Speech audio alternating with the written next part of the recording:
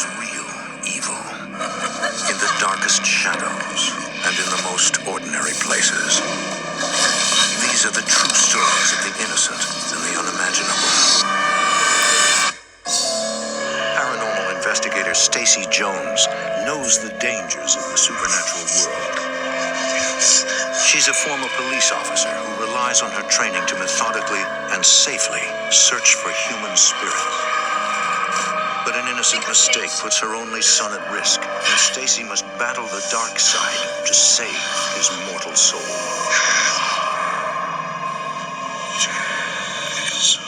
Between the world we see and the things we fear, there are doors. When they are opened, nightmares become reality.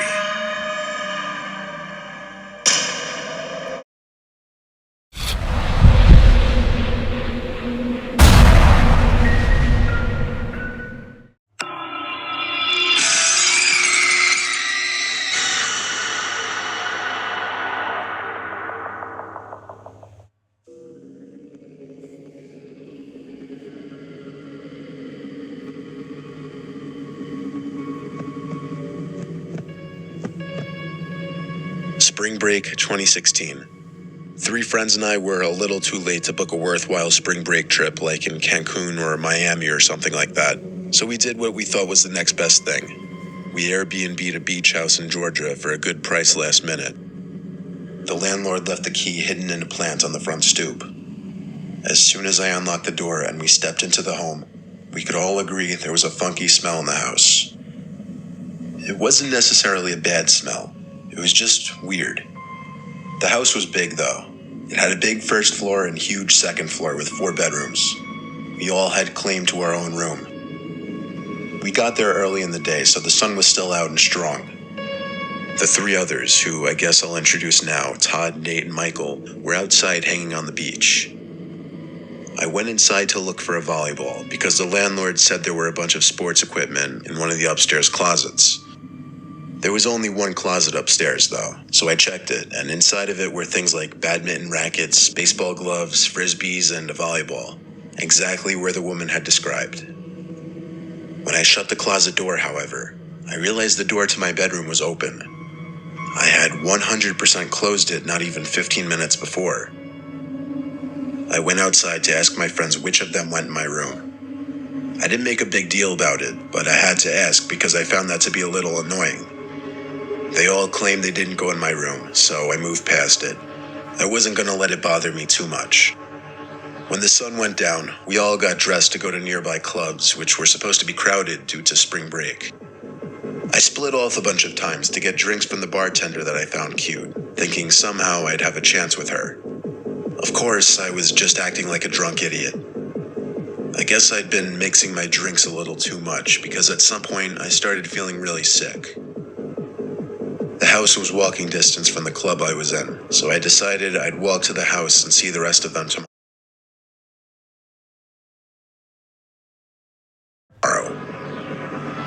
When I got back to the front door, I put the key in the mailbox as I told my friends I'd do if I left early. I made sure to lock the door behind me, and if any of my friends would come back, I'd assume they'd remember what I said. I went straight to the bathroom upstairs, where I sat by the toilet waiting to puke. My head was spinning, but I just couldn't sum up the urge to finally puke. As I was sitting on the bathroom floor, I heard something outside, like something being dropped on the floor in one of the nearby bedrooms. I stood up and peeked outside. I stepped into the center hallway and noticed that the door to the room that Todd had claimed was cracked open. There was a small nightlight on in there, and as I walked closer to the door, I noticed someone sitting on the bed. They were just sitting on the edge of the bed facing a wall. Was it Todd? I honestly couldn't tell at that point. I was only peeking through a tiny crack in the door. It really didn't look like Todd, though. And how would he have gotten in before me without the key? In a split second, my heart started racing twice as fast as I was looking at someone who I started to believe wasn't Todd.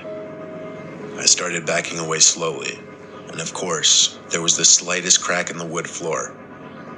The person sitting on the bed clicked their head to the left to face the door, And even through that tiny crack, I felt as if he was looking at me. It wasn't Todd. It was some random man who looked to be about 40. I ran to the bathroom and locked the door, not trying to be quiet anymore.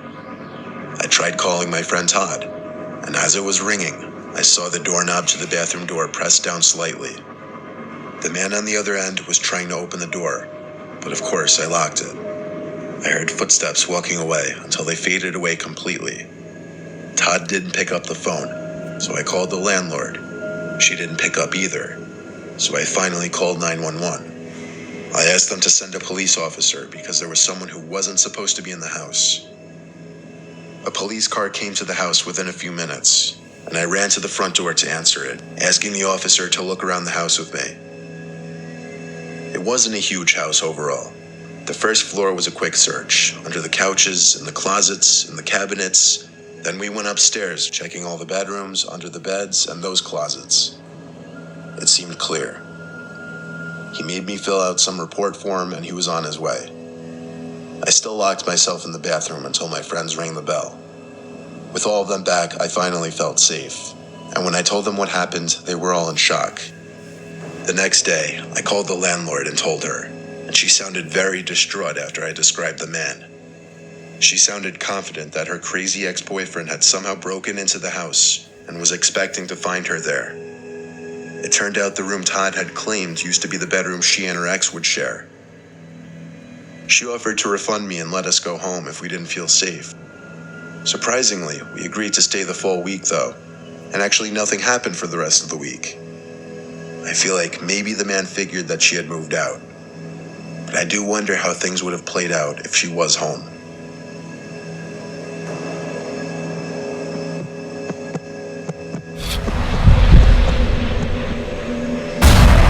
My friends and I were on spring break in Miami.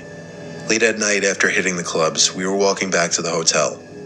I guess we left super late because I don't remember seeing any people walking around anywhere besides the three of us. Then, a black car with tinted windows and blasting music came driving down the street. It slowed down when it came closer to us, and when we passed it, it stopped on the side of the road. I told my friends, don't look back, just keep walking. We came to an alleyway that we could cut across to get to our hotel, so we took it. As the three of us were halfway down the alleyway, we literally saw shadows of people behind us on the ground, exposed by an overhead alleyway light. We turned, and there were three guys walking behind us. I whispered at my friends to pick up the pace. We all knew it without saying it, that those guys were most likely the ones in that black car. My two friends were wearing heels, so trying to run wouldn't exactly work. One of the guys called out to us to stop. That only made us go even faster. The next thing we knew, one of them was grabbing my shoulder and forcing me to stop. My friend Gina screamed so loud it could probably be heard for a mile. I screamed in a panic too, as I hit the guy with my bag repeatedly.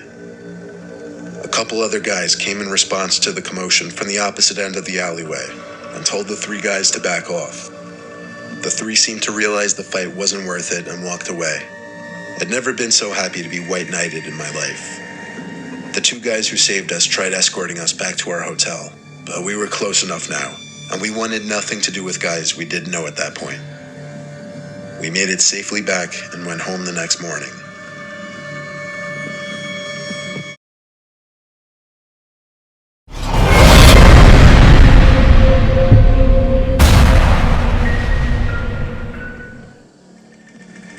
For spring break, I went somewhere most college students don't go for that oh-so-coveted week of the year.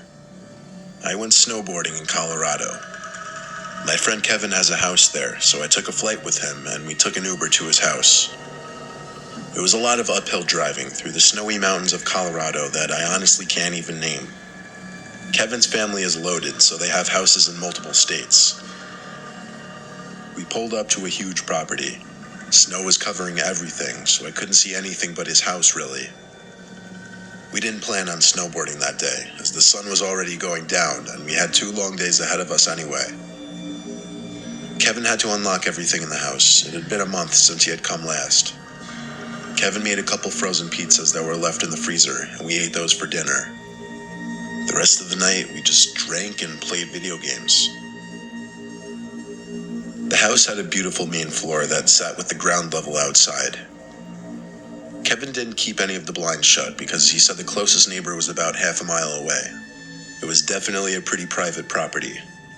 That's why when we both heard a thump at the window, it was that much more bone-chilling.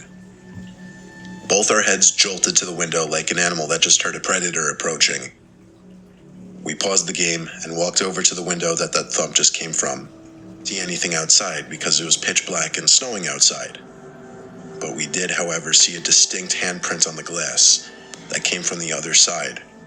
Needless to say, we were both spooked. Kevin wanted to go out there with a couple batons that his dad kept under his bed upstairs. I told him that's a stupid idea, but he seemed more angry than anything at this point that someone would trespass on his property and invade our privacy like that, so he convinced me to go with him. We went to the side of his house. I found myself almost slipping and falling, walking the slight uphill several times. He turned on a light on the side of his house, which lit up the area by the window where we heard the thump. If our suspicion of being watched wasn't already confirmed, then it was when we saw the two-way footsteps in the snow leading to and from the window.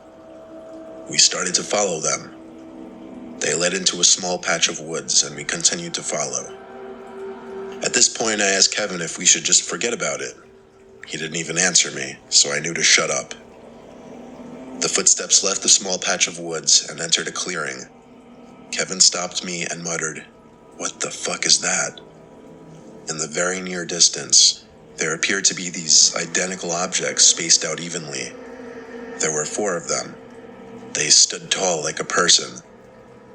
Kevin took a few more steps forward, leaned his upper body in to take a closer look, I guess, then turned to me and said, "Let's get the fuck out of here."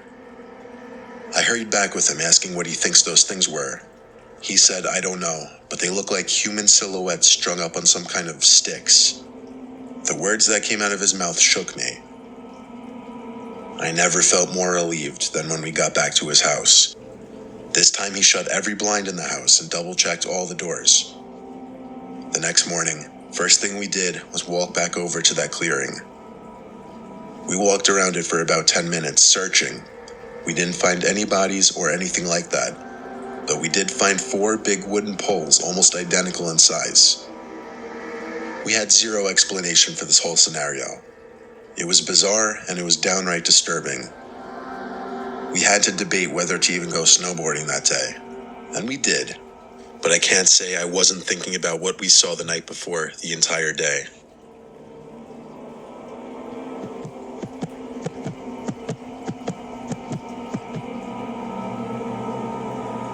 Last year I went to Miami for spring break. A few days before I went, I had a horrible dream. I was playing video games in my basement when I heard a noise come from a closet. I walked over to the closet and opened it, and quite simply there was a man with a distinct face I remember vividly in my head, just standing in there. It was like my brain playing a jump scare on me in my dream, because I woke up with my heart racing. Well, fast forward our first day on spring break in Miami. We were on South Beach and there were thousands of people. In fact, you could hardly walk. I was with my friends, of course, who were probably having more fun than me since I'm not the biggest fan of crowds. All I saw around me besides my friends were unfamiliar faces, until I saw this one guy, not dancing, not moving, just standing behind a couple people, but looking at me.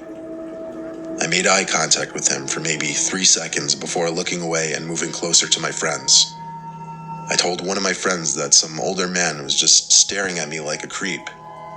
When we looked at where he was standing, he was gone. The 5 of us migrated closer to the water and music, where the crowd got even thicker and the people seemed to get drunker.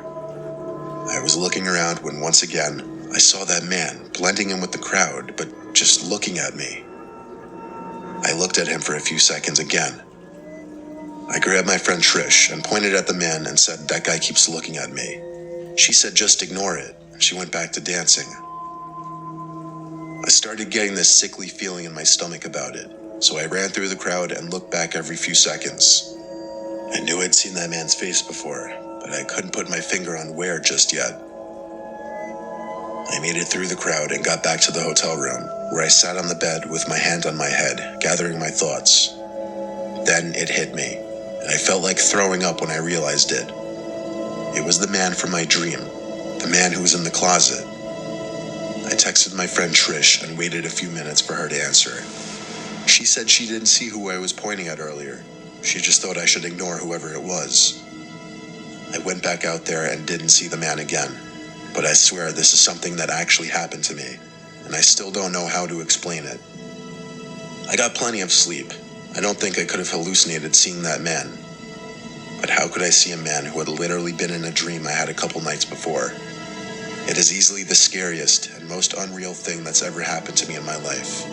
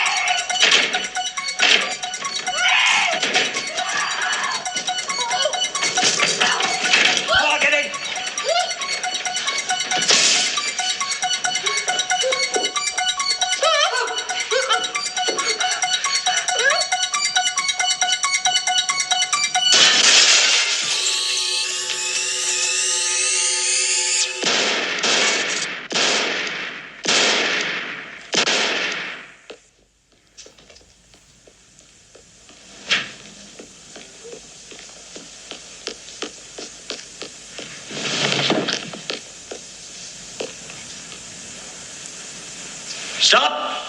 He's dead. No, he's not. Look at him. He's still breathing. Okay. There's a two-way radio in the marshal's car. I want you to go outside. Get on that radio and get Hunt. Now, wait a minute. I'm the only one authorized to use that. Move!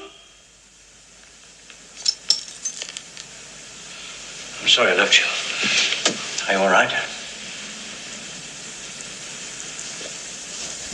Why won't he die?